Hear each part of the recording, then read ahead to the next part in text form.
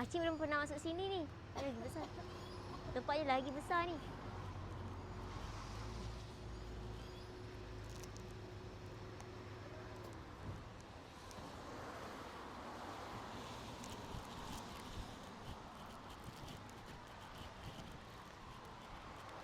Acik, sihat.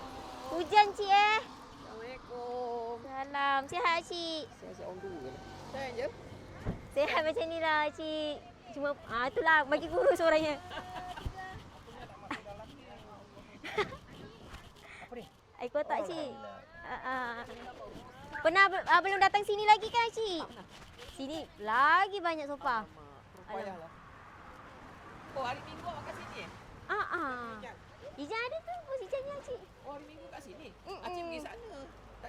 Orangnya semua lari sini. Pakcik telefon kata awak kat sini. Tadi acik ada singgah sini ke? Tak pernah. Oh tak pernah. Malu. Tak berani lah. Tu ada bosnya kat atas cik. Acik ada sofa acik kan? Dekat sana.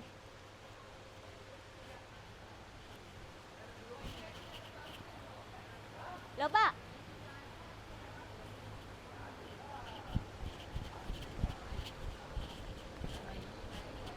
Kau ingat tak yang aku suruh bawa sofa mana tadi? Warna hijau.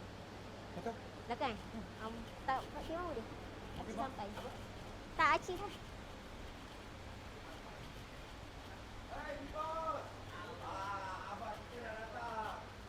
Sehat? Alhamdulillah. Sihat Sampai juga sini. Nanti jumpa kat sana. Bolehlah cik slow-slow.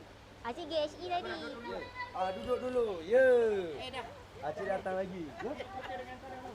Ya. Ada ni. Baru lepas Awak kat kena nak sini full. penyanyi pula. Ada masa 10 minit tu.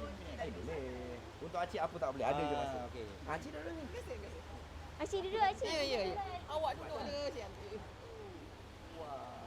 Tak pernah sampai tu. Kopi yang dah rosak tu.